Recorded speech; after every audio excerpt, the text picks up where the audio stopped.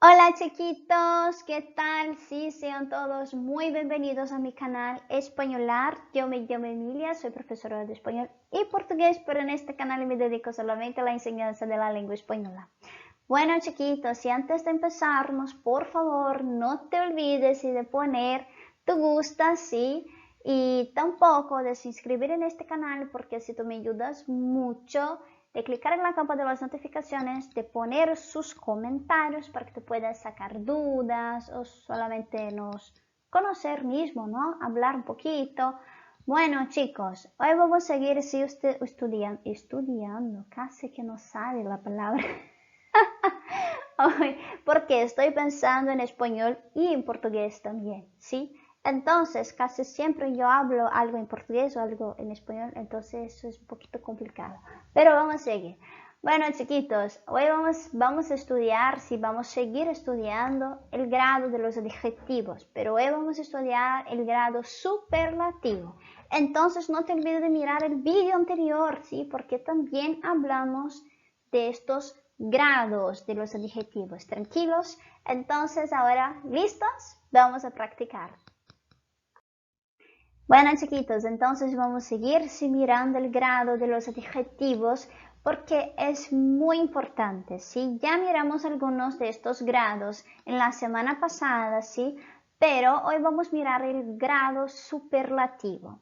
¿Qué grado es este, no? El grado superlativo expresa el grado más intenso de cualidad y característica de un ser. Eso también existe en portugués. Sí, existe en portugués, sí, pero es un poquito diferente, pero no es tan diferente así, ¿sí? Entonces, mira, en español dividimos estos grados superlativos en dos, superlativo absoluto y superlativo relativo. Para que podamos utilizarlos de la mejor forma posible, necesitamos conocer sus reglas y eso es muy importante, ¿sí? Entonces vamos a empezar por el superlativo absoluto. ¿Qué es esto, no? ¿Qué es este grado? Es formado, sí, el superlativo absoluto es formado con la adición del sufijo ísimo o ísima a los adjetivos o cuando se anteponen los adverbios, ¿sí? Muy, sumamente, extremadamente, ¿sí? Entonces mira con mucha atención este cuadro que es muy importante. Adjetivo, raro, feo, alto, ¿sí? Formas de superlativo absoluto. Rarísimo, rarísima, muy raro, súper raro, ¿no? Feísimo, feísima, muy feo, extremadamente feo, alto, altísimo, ¿no? Altísima, muy alto, sumamente alto, ¿no? Entonces, está tranquilo, ¿no? No es tan diferente de la lengua portuguesa. La verdad, es casi lo mismo que tenemos en portugués, pero hay algunas diferencias, ¿sí? Vamos a mirar con mucha atención. Ahora voy a hablar en português, tranquilos?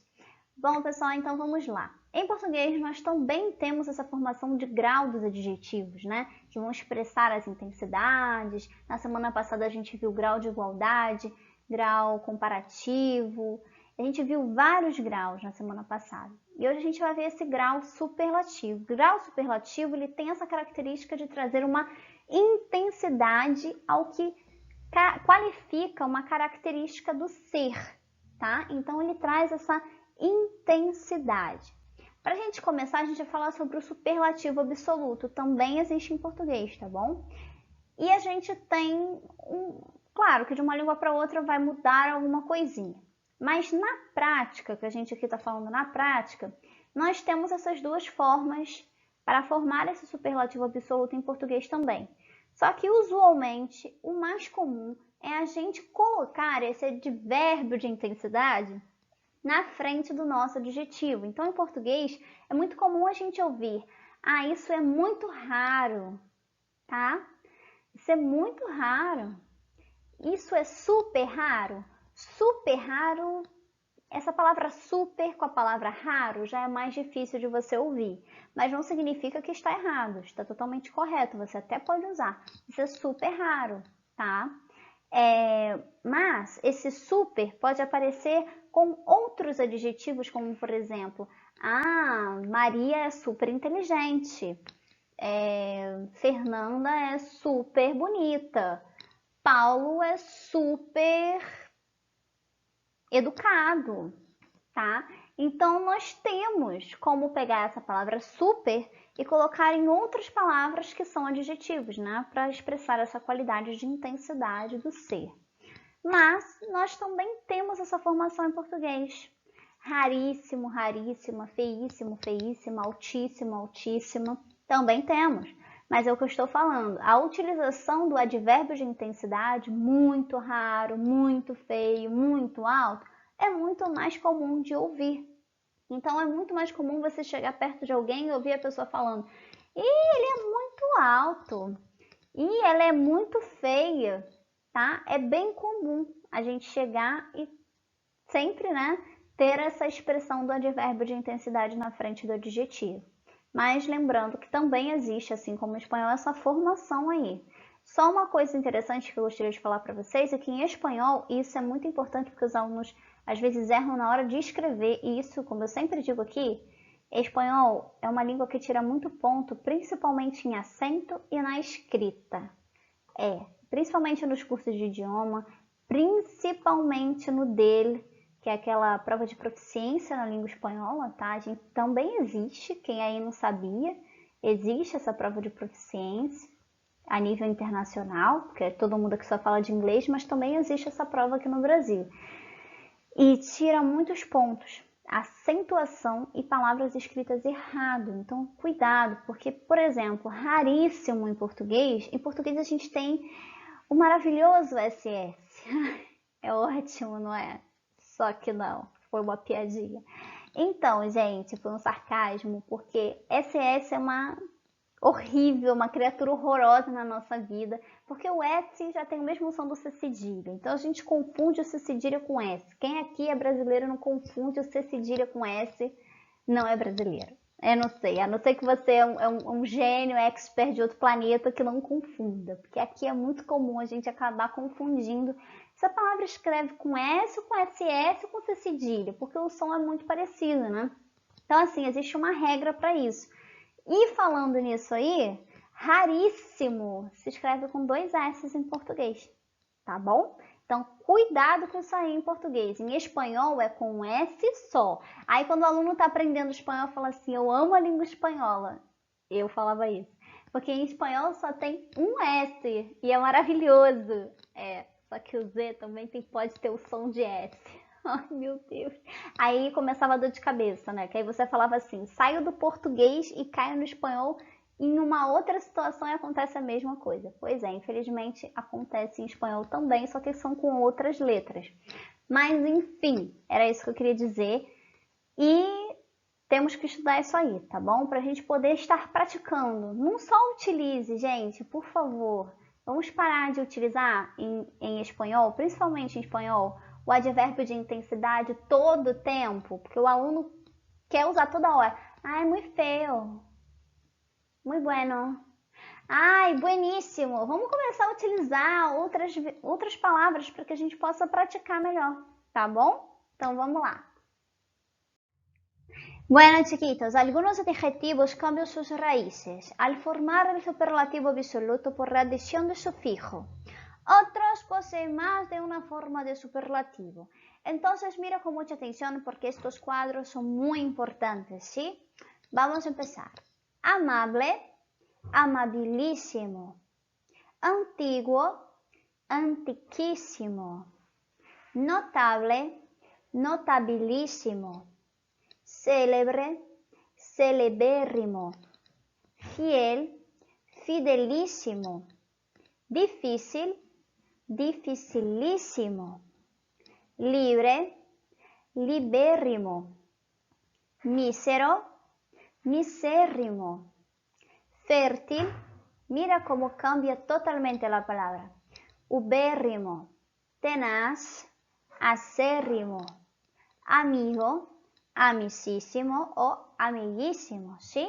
Cruel, cruelísimo o crudelísimo. Pobre, pobrísimo o paupérrimo. simple, simplísimo, simplicísimo. ¿Tranquilo? Entonces ahora voy a hablar português, tranquilos? Bom, pessoal, tudo isso aqui também existe em português, mas como eu falei anteriormente, em português é muito mais comum a gente usar os advérbios de intensidade. Então, por exemplo, a gente falaria em português: ah, Fernando é muito amável, tá? Essa mesa é muito antiga, tá? Mas eu também poderia dizer: Fernando é amabilíssimo. Ou também poderia dizer: essa mesa é antiguíssima, tá? Então, só para a gente aprender, só para a gente entender, em português isso aqui também existe, tá? Essa formação de grau de superlativo com a adição desse sufixo ao final, ou, por exemplo, a mudança total da palavra, tudo isso existe em português, tá bom? Só que, de novo eu falo, é muito mais comum nós utilizarmos em português. Quando eu digo muito mais comum, não significa que essa forma, como a que a gente está vendo aqui em espanhol, também não seja aplicada à língua portuguesa. Mas é que é mais comum ouvir as pessoas fazendo esse tipo de superlativo com o acompanhamento desse advérbio de intensidade, tá? Mas, assim, não tem uma explicação muito própria para isso, é mais uma questão costumeira mesmo, tá bom? Mas existe essa formação também em português. E eu gostaria que vocês prestassem atenção aqui, focando de novo na língua espanhola, na mudança da raiz. Perceba que a palavra, vou até grifar aqui para vocês, para que vocês consigam ver claramente. Amable, esta raiz se cambia. Entonces, esta raíz cambia para formar el superlativo absoluto por adición de sufijo. Amable, amabilísimo. Mira cómo cambió, ¿sí? Antiguo, antiquísimo. Perfecto. Y así otras también que cambiaron totalmente, ¿no? Ubérrimo, acérrimo. Tranquilo, entonces cuidado. Então, pessoal, vamos então para o português. Como é que a gente falaria isso? Amável, amabilíssimo, antigo, antiguíssimo, notável, notabilíssimo, tá? Célebre, né? Porque em português a gente abre por causa do acento agudo. Célebre, celebérrimo, né? Celebérrimo, fiel, fidelíssimo, difícil, aí muda um pouquinho. Dificílimo, dificílimo, tá? Não é dificilíssimo, dificilíssimo, dificílimo, né? Livre, libérrimo, né? Mísero, misérrimo, fértil, aí é totalmente diferente em português, tá? Fértil seria fertilíssimo, tá? Tenaz, tenacíssimo, amigo, amicíssimo ou amiguíssimo, cruel, cruelíssimo, crudelíssimo, pobre, pobricíssimo, paupérrimo, tá? Lembra que em português a gente abre, em espanhol a gente não abre as vogais, tá bom? Então em espanhol a gente falaria paupérrimo, paupérrimo. Em português a gente falaria paupérrimo, tá? A gente abre. Simple, né? Simples, simples, simplíssimo e simplicíssimo. Tudo bem? Então é isso, pessoal. Dúvida vocês coloquem também nos comentários, tá? Porque essa partezinha aqui é bem chatinha. Eu quis traduzir para vocês para que vocês conseguissem ver as diferenças de uma língua para outra, tanto na pronúncia quanto também no significado, tá bom? Então vamos lá. Superlativo absoluto. Todavía sí vamos a seguir hablando de este superlativo absoluto. Existe una forma de superlativo absoluto muy familiar y coloquialmente utilizada principalmente en Argentina, eso, nuestros hermanos, ¿no? La formación ocurre con los prefijos, no es más sufijo. Sufijo es cuando adicionamos algo al final de la palabra, ¿sí? Prefijos es cuando ponemos algo en el inicio de la palabra. Entonces, cuidado, ¿sí? Entonces, estos sufijos, perdón, prefijos, ¿sí? Son re, requete, archi. Tranquilo. Estos son los prefijos que vamos a utilizar, que es principalmente utilizado en Argentina, pero es muy interesante. Entonces, mira con mucha atención. Este restaurante es requete bueno. Te veo re bien, María. Paulo era archimillonario. Mira, ¿no? Son expresiones un poquito diferentes para nosotros porque cuando vamos a traducir estas palabras, mira cómo se queda, ¿no? No existen estos prefijos en portugués. Entonces, lo más próximo que conseguimos llegar es esta forma. Por ejemplo, este restaurante é requete bueno. Nós não temos essa formação de prefixo em português. Então, a gente chegaria no máximo a dizer, este restaurante é muito bom, tá? Muito bom. Te veo re bien, Maria. Te veo re bien. Te vejo muito bem, Maria. Tá? É um pouco estranho para nós falarmos isso, até porque a colocação das palavras, né? Você tá muito bem. A gente não falaria te vejo muito bem, Maria, tá? A gente não falaria dessa maneira, se for uma tradução bem ao pé da letra. Se a gente estivesse numa comunicação normal em português, como é que a gente falaria? Você tá bem, Maria, né? Você tá bem, você está bem, né? Porque às vezes a gente come as palavras e a gente também tem esse costume em português de transformar a palavra, né? Então, ao invés de a gente falar você, tem gente que já fala você tá bem, hein? O você tá bem, esse C, indica você, tá? É que a gente vai comendo as palavras e chegou no C. Enfim, te vejo bem, não. Você tá bem, hein? Tá boa, hein? Tá com uma cara boa, né? Você tá bem. É assim que a gente falaria normalmente. Paulo era artimilionário, não? Paulo era artimilionário. Então, artimilionário, a gente poderia dizer, por exemplo, Paulo era mega milionário, né? Mega milionário. Em português a gente tem o costume de falar assim, mega, principalmente para dizer que é algo muito, né? Muita quantidade de alguma coisa. A gente usa isso com todas as palavras? Não. Mas para indicar dinheiro, quase sempre a gente vai utilizar, poxa, aquilo lá era mega caro, né? A gente também pode falar muito caro, utilizando aquele advérbio de intensidade. Mas também é comum a gente utilizar pô, aquilo era mega caro, não vou comprar não, tá? O mega, ele é mega milionário, ou ele é multimilionário, né? Para a gente poder tentar trazer esses prefixos que não existem em português, tá? Então, só para a gente entender, esses prefixos, eles vão aparecer, gente, no início da palavra, no caso, no início dos adjetivos, tá bom? No início dessas expressões que expressam qualidade, que são os adjetivos, só que são muito costumeiros na Argentina. Eu não sei se em outros países também é comum, tá? Eu sei que é comum na Argentina, foi por essa razão que eu coloquei essa informação aqui, mas se alguém aí que assiste o meu canal, que é de outro país, e sabe que isso também é pronunciado em outros países que falam espanhol, coloca aqui embaixo que aí todo mundo aprende, tá bom? Mas assim, realmente essa informação eu não tenho, mas seria muito interessante a gente trocar essa ideia. E também outros prefixos, né?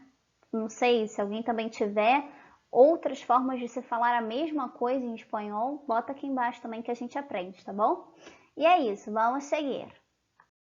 Bueno, chiquitos, grado superlativo relativo. Mira con mucha atención si llegamos a un grado superlativo diferente, ¿sí? El relativo, ¿no? Indica la superioridad de una determinada calidad de un ser en relación a otro ser. Pertenece, sí, al mismo universo del primero. Entonces, mira, ejemplos. Este es el niño más alto de la clase, ¿sí? Este es el niño más alto de la clase. Entonces hay una comparación también, ¿no? Esta novela es la más aburrida que he leído en mi vida. Es una comparación interesante preguntar, ¿no es? Porque casi siempre los alumnos cuando vamos a estudiar los grados superlativo-relativo hablan siempre, pero profesora, eso también es algo que está comparando. ¿Comparando? ¿Por qué? Cuando decimos, este es el niño más alto de la clase, ¿hay una comparación? No. Para que exista una comparación, ¿verdad? Deberíamos hablar, este niño es más alto que aquel. ¿Sí? Estamos comparando dos cosas, pero en este caso no, ¿sí? Indica la superioridad de una determinada calidad de un ser en relación a otro, pero no estamos comparando en este caso. La frase no hace una comparación con una otra persona. No estamos utilizando el grado comparativo, ¿sí? Es relativo porque este es el niño más alto de la clase. Yo no estoy comparando este niño con otro niño de la clase. Estoy haciendo un superlativo relativo, es algo relativo, ¿sí? Hay muchos niños en esta clase, pero este niño es más alto de la clase. Tranquilo, no es una comparación. Para comparar necesitamos hablar que este niño es más alto que aquel. Estamos comparando. Ahora todo es relativo. Yo hablo que este niño es más alto de la clase. ¿Sí? Esta novela es la más aburrida que he leído en mi vida. Mira. No está comparando, ¿sí? Ella está hablando que en verdad es relativo, ¿no? ¿Por qué? Ella probablemente ya leyó muchas novelas, pero esta es la más aburrida. Pero probablemente hay otras aburridas también, pero esta es más. Tranquilo. Sofía es la más nerviosa criatura que conozco, ¿sí? Entonces quiero decir que probablemente conozco otras personas que son nerviosas, pero Sofía es la más nerviosa criatura que conozco, ¿sí? Entonces, chiquitos, vou falar em português, sim? Bom, pessoal, estamos chegando ao fim da nossa aula de hoje. E esse grau superlativo relativo também existe em português. E por que eu fiz esse questionamento ali no início, né? Por favor, deixem seus comentários aqui embaixo se surgir alguma dúvida. Porque quando a gente chega nesse grau superlativo relativo, os alunos costumam a confundir com o grau superlativo, o grau comparativo, tá? Então, grau comparativo, a gente viu na semana passada, assista o vídeo anterior, tá? A gente compara uma coisa com a outra, a gente está literalmente comparando, né? É como se eu chegasse e traduzisse aquela frase ali para vocês. Este es el niño más alto de la clase. Se eu fosse fazer uma comparação, eu teria que dizer, este menino é mais alto do que aquele. Aí eu estou comparando este menino com aquele menino lá. Este menino é mais alto do que aquele lá, ó, perto da janela. Sí, este niño es más alto que aquel acerca de la ventana. ¿Sí? Então, assim, para fazer um grau comparativo, tem que literalmente comparar duas coisas. Há uma construção. Mas por essa construção do superlativo relativo em espanhol ser tão parecida com a construção do comparativo, às vezes a gente fica em dúvida. Mas muito cuidado. Quando ele diz ali, este menino é o mais alto da classe. Este menino é o mais alto da classe, tá? Eu não estou comparando a altura desse menino. Eu, na verdade, estou o quê? Dando uma ideia relativa, né? Porque existem vários alunos naquela classe. E todos aqueles alunos têm tamanhos diferentes. Então, não estou comparando esse menino em especial com algum menino em especial. Eu estou falando que este menino é o mais alto da turma, tá? E veja como a construção em português também seria diferente, tá bom? Então, é como se fosse algo relativo, porque nem todo mundo vai ter a mesma altura. Então, não estou comparando, é algo relativo. Esta novela, no caso, novela não é igual a nossa novela da língua portuguesa, tá? Novela em português é o que a gente assiste na televisão. Em espanhol a gente chama de telenovela, não posso falar errado. Telenovela. E novela em português seria como um romance, um livro, né? Este romance é o mais chato que já já li na minha vida, vamos dizer assim. A gente aqui diria mais dramático, né? Que já li em toda a minha vida. Então, aqui ela também não está fazendo uma comparação, é algo relativo. Provavelmente ela já leu livros muito chatos, mas só que esse é o mais chato de todos que ela já leu. Então a gente tem que tomar um pouco de cuidado, tá bom? Com isso aí, superlativo relativo e o grau comparativo. Para eu comparar duas coisas, tá? Ou talvez até um pouquinho mais de duas coisas, mas estou comparando ali, estou comparando uma coisa com aquela outra coisa ali. E o relativo é relativo. Eu não estou comparando diretamente, estou sendo relativo. Essa novela é a mais chata que eu já li em toda a minha vida, tá? Eu já li muitas novelas chatas, eu não estou comparando. Para eu comparar, eu teria que dizer, esta novela de Cecilia Meirelles es la más aburrida que he leído en toda mi vida. No, no es una forma de comparación. Esta novela de Cecilia Meirelles es más aburrida que esta de Carlos Drummond. Sim? Então aqui eu estou comparando os dois? Aqui não.